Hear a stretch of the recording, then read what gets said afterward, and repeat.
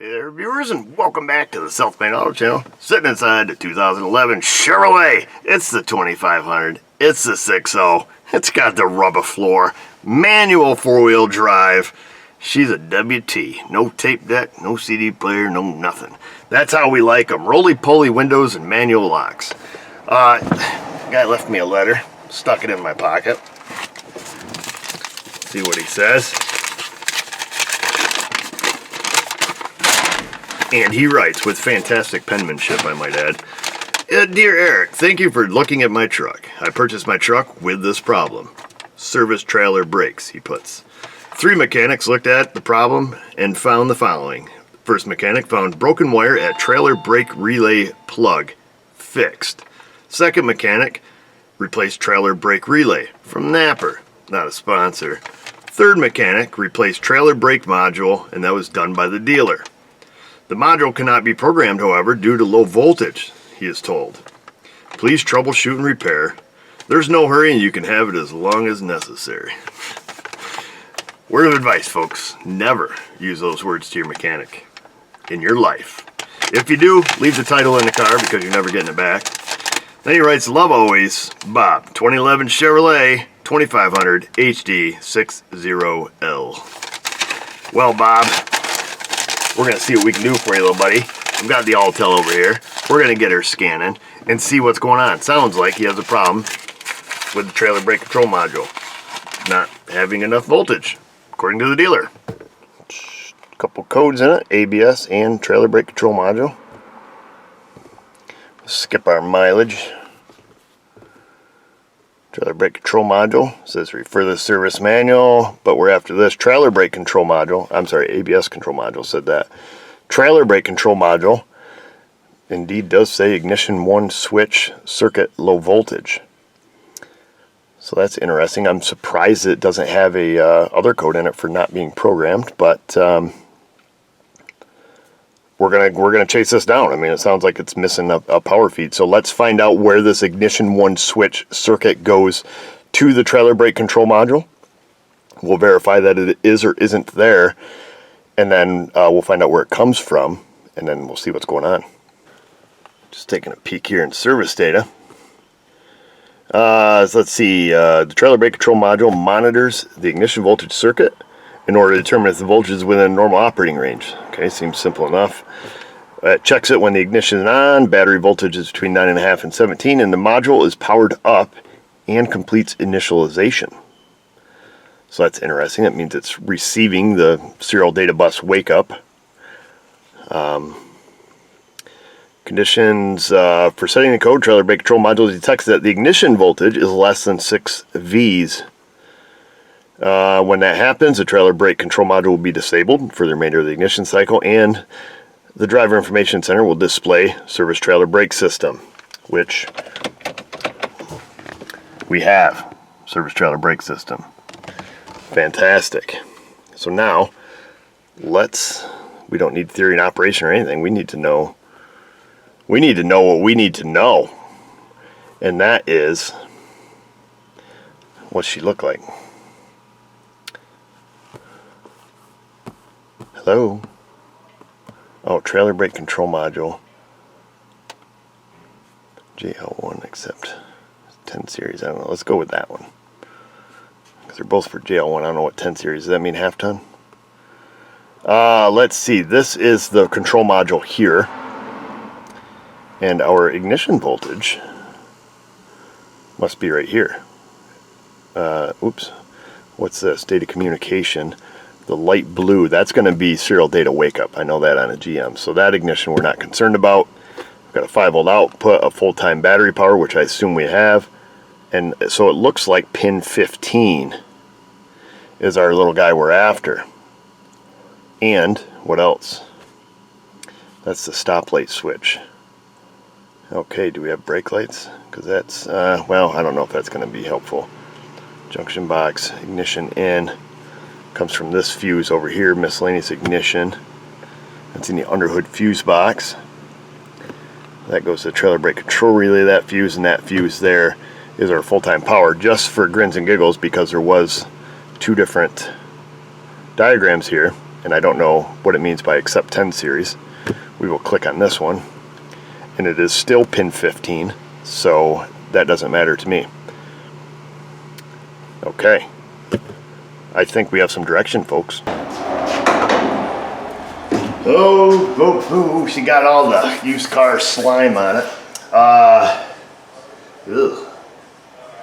What we need to do, it does have some aftermarket stuff here. Lots of, looks like isolation module for trailer brake controller, or for, not trailer brake controller. This is the, for the snowplow. But I see aftermarket 12 volt power trailer power feed. Okay, this is for aftermarket trailer brake controller, so we don't need that. Let's find this fuse before we even get under there and get all dirty, because I think this thing, I think we're gonna find this is one of those cases where this baby, she's shiny on the top side but dirty on the bottom, because it's a low mileage New York State plow truck. And when you see the coils rotting off the valve cover, well, you just know she's not gonna be pretty under there. So what we need to do is look for this little guy right here. Miscellaneous ignition fuse, number 43, 10 amp. And see if we have power right here in the fuse box. If we do, then we're gonna go down on this old girl and see what we find underneath. But let's get this lid off this thing here and see if I can find that fuse here. That's the diesel side, this is the gasoline side. So let me set it down. Boy, they got this baby slimy. Okay, we turned the key on. We don't have to look hard because the diagram tells us fuse number 43. We're gonna take and click some of this stuff on here. Click our vice grips right up here.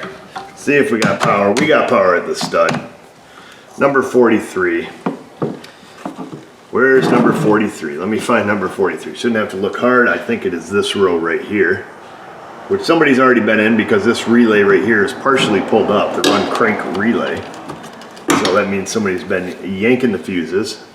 43 is the second one down, and that is the one that is in backwards. It has power on both sides. Let's not get burned on that though. It doesn't mean it has both legs of the fuse, right? Am I right? Well, you remember that trick when you get burned on one. Number 43. Pull her up.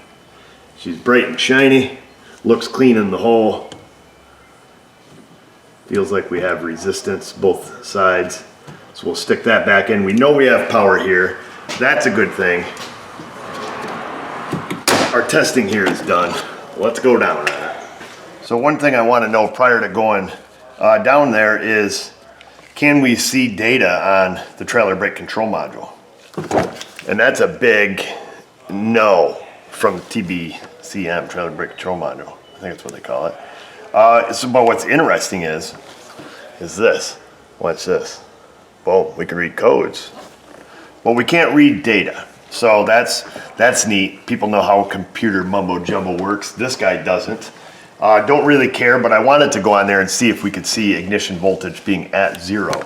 But for whatever reason, that inhibits our ability to see live data. So that's something worthy to note. Needless to say, let's go find where this thing goes in, which we already have it, our diagram here, and we're looking for pin 15, but let's go under there and find this module, and then we're going to find pin 15 where the ignition goes into it. I'm assuming we don't have power. Perhaps also, as you'll note, if you're looking at this diagram, hopefully you guys can see it. What do we got here? Your X, number 205, we all know her, and our X102, all on the same wire. Perhaps we could look and see, if we go back here and we have no power, we're gonna need to find where our X is living, number 205 and number 102, because that's where we're gonna break the system down. We're dealing with some corrosion here, folks, I'm thinking. If I was a gambling man, I'm not, but if I was, that's where I'd be headed. We're going old school. I got out the cardboard. The people have been here. It's obvious. We've got the old, so this is the old trailer brake control relay here. Mechanic number 2, I think it was, did the relay. Mechanic number 1 did the fancy wiring job back here, which is a straight up mess. And then mechanic number 3 did this. So this tape is virtually worthless. I'm just taking it off there so you can kind of see. So this is the relay. Just kind of visual inspection, everything here. Of course, this tape here is also very worthless. I think what we'll do, instead of taking this connector off and such, we'll just get some, I don't know why they put this crap tape all over everything. We're after the pink wire, right? I think is what we told ourselves. So what all do we have? We've got lots of pinks back here. We don't. We just have this single pink wire here. All right. Tell you what, let's take and break out the Gaby. She needs a new knife, so we're gonna have to seesaw our way through this zip tie. Not too bad. Okay. Boy, the old used car guy, you got after it under here too with the old rattle can. The frame on this Chevrolet has had the classic DuPont overhaul. So I think it's this pink wire we're going to be after. And you know what? Every once in a while, a blind squirrel finds a nut, because there you go, lady. There's your problem. So let's fix this wire that's obviously broken right where we touched it, and then see if it fixes our problem. Oops, all right, folks. Let's see. Are you still in frame? For the most part. So, this is kind of funny. I just had to go in and tell Mrs. O, because at lunchtime, we were just talking about this gift I have of finding broken wires. Either that or I'm the luckiest damn man alive. Because this is my third one today. My third broken wire that I fixed. The first one was legendary. Legendary level for you Fortnite players. I wish I would have recorded it. It was on a Dodge Nitro. It was an awesome repair with a short in the CNC data bus. Kick myself for not getting the camera on. Kick myself for not putting this one on the lift. And then just like out of the miles of wire, pinpointed the bad wire like almost ridiculously. Almost like this one. Almost like, you know where it's broke, fella. You're lying to us. But I'm not. Let me go get a red butt connector. There we go. This is a little more appropriate. But anyhow, I fixed that one. Like, super guy was like pumped because the thing's been sitting for 6 months. Nobody's been able to fix it, and it was a pretty nasty problem. And then did another broken wire right after that. Same deal, like zoomed right in the harness where it was broke. And I'm not trying to brag on myself or anything. I'm just saying it's just kind of comical at this point, especially when it's the third one of the day. And you just develop a game plan, and you execute the plan. But perhaps this is not going to fix it. So before we get too excited, because perhaps this is where somebody did the hokey pokey back here, testing for power, only to find that they had none, thereby leaving it, saying screw it, and then it finally rotted a hole through it. So we're not out of the water yet, but we at least found a problem that just so happens to be on the circuit that has the problem.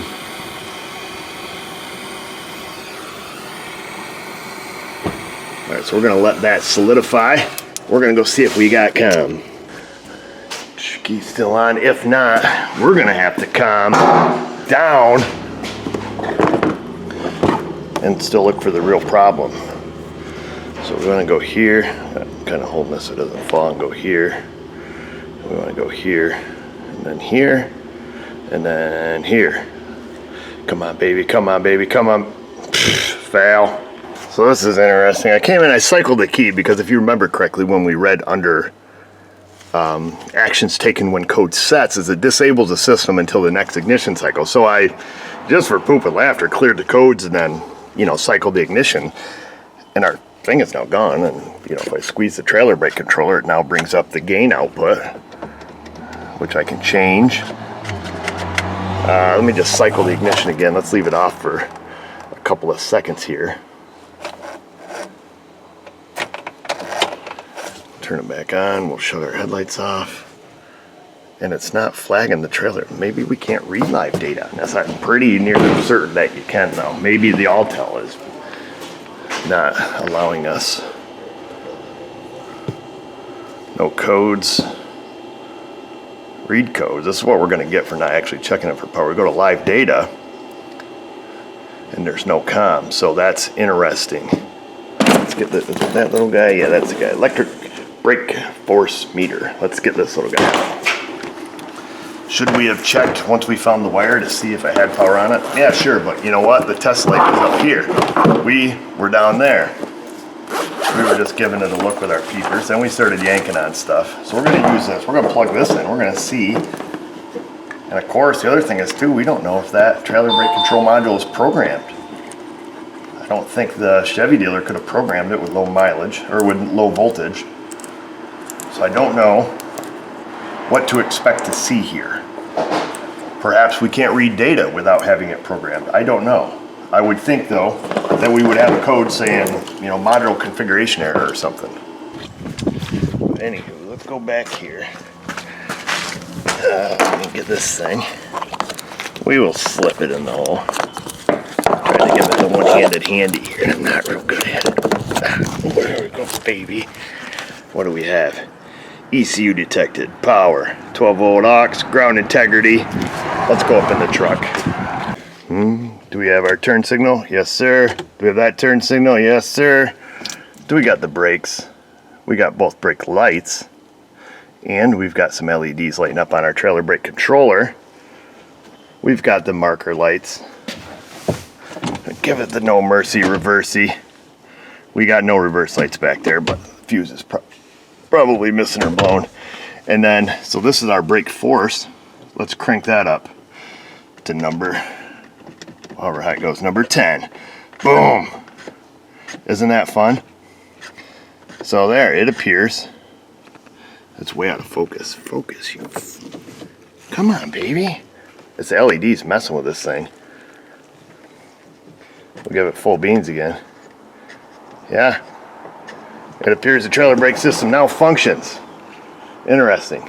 Still a little perplexed that we didn't have any scan tool data. So I mean, the best thing to do there is, as I've told you in the past, on GM is control module references. So it's going to tell us how to program it, which I think it needs to be done with SPS, which, let's see, needs to be programmed with, yep, the service programming system. Oops, just got some smudgy on there. It's over there helping Josh. Yeah, we'll have to fix that someday. But other than that, it tells me, you know, module replacement and then scan tool info, which this indicates that yes, we should have some data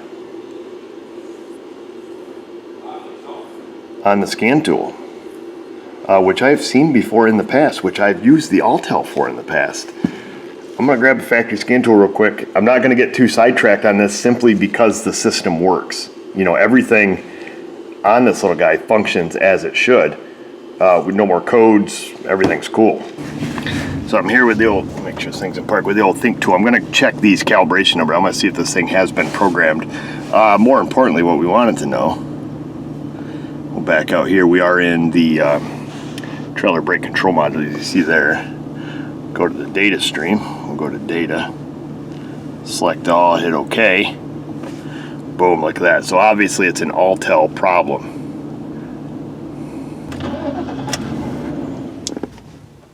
Great, now she's stalled. Come on, Chevy.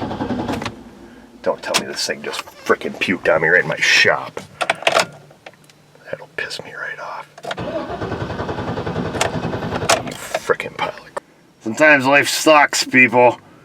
This is one of those times, because literally I was just backing it out the door, verifying that we could read data on a trailer brake module, which now functions. Awesome. But now we got to make the call and say, hey, customer, guess what? Your freaking Chevy died on me. It's, of course, got 3/4 tank gas. Probably the fuel pump's puked in it.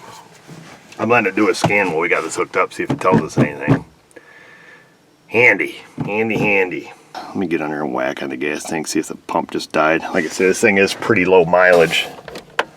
Where's the miles on this? 58K, so she done a lot of sitting, boys. Let's grab some diagnostic equipment. Why? Because failure's not an option.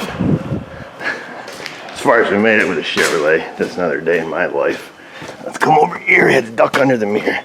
Stick that on the diagnostic post. It has no codes. So we're gonna turn the fuel pump on with the scan tool. Be very quiet. I don't hear anything.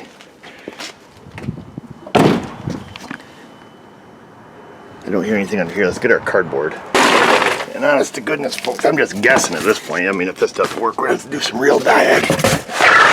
Get my cardboard out here. Oh, of course, it's got a tank shield. Awesome.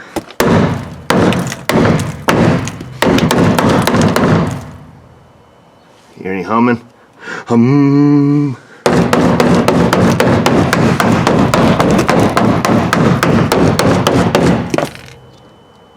Nope, no humming. Frig me, man. This is the part that sucks, is we're gonna end up working on some rotted out crap Chevy truck. Let's just see if it is a fuel delivery problem, which I'm guessing it is. Just because we don't hear the fuel pump running. I think we still have it commanded on. Let's give a little push on the Schrader valve. And we got nothing. No go juice. Alright. We don't hear the fuel pump running. And we have no fuel pressure. If this thing needs to pull the pump, I don't know what this guy's gonna do. This truck is about smoked.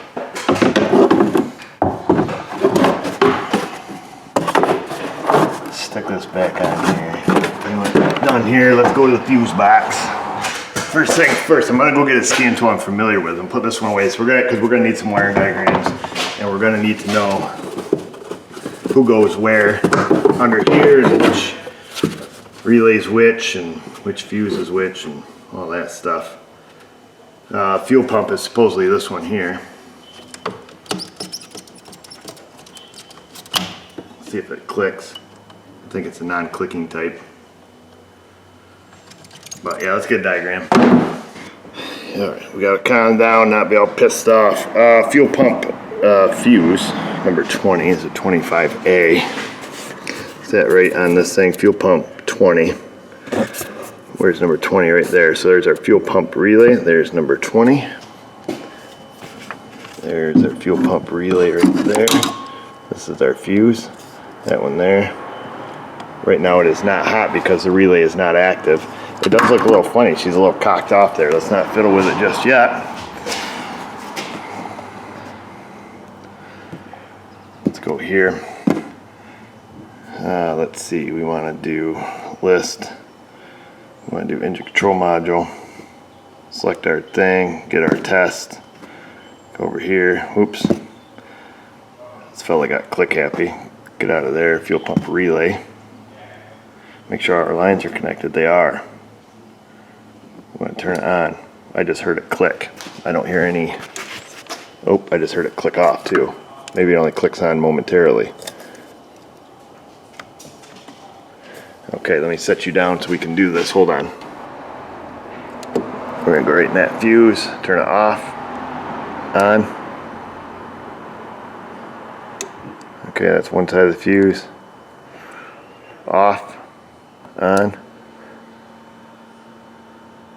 And I just heard the fuel pump run. I pushed down on that fuse. I betcha. I betcha. Where's our little pliers? Take a swig off our water too. You gotta have water. Oh man. Let's see if this fuse is crusty. Maybe we can learn 2 lessons. Oh, yep. She is loose in the hole. Somebody knows it because I'm thinking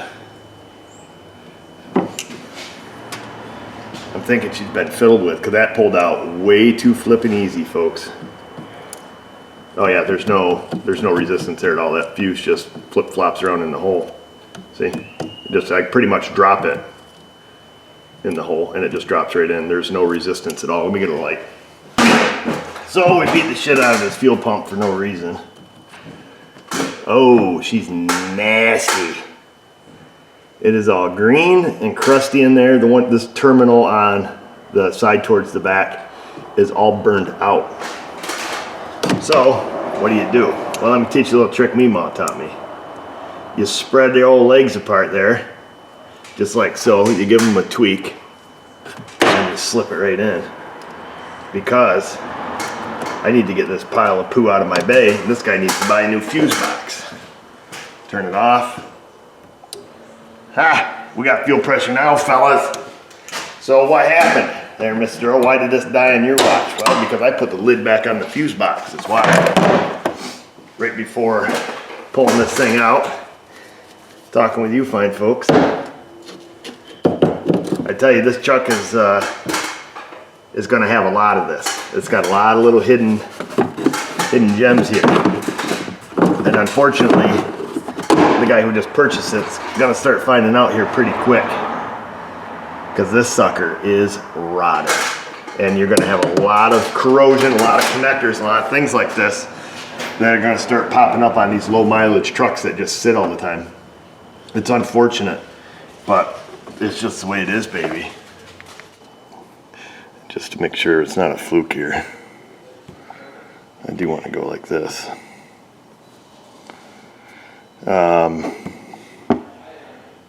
We want to go to the trailer brake control module, our original problem, and see, we had no data, so it's an all-tell thing. All right, I guess we answered that question, and we learned something else along the way. Yeehaw! Now at this point, can we please end the video? Be careful. You see this big mirror? It's tight to my building. You know, I just want to push it in. But you got your typical used car guy stuff. You touch that mirror, guess what you're buying?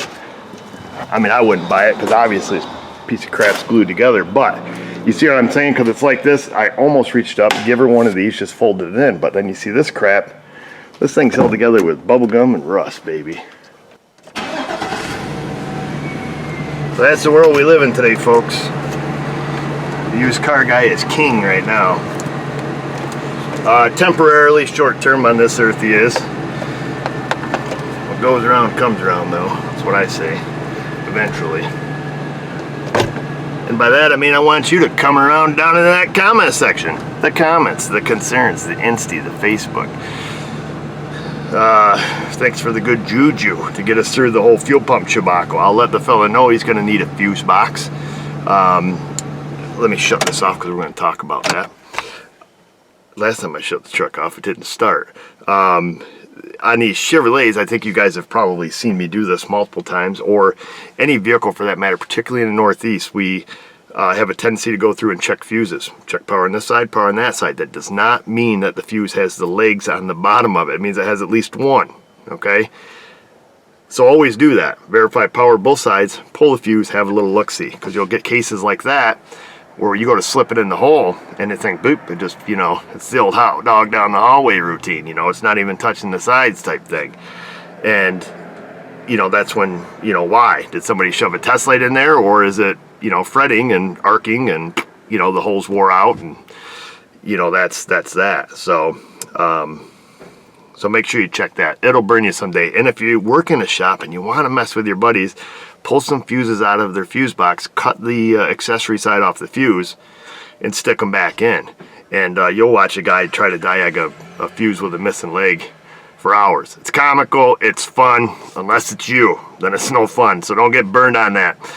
And just remember, viewers, if I can do it, you can do it. Thanks for watching.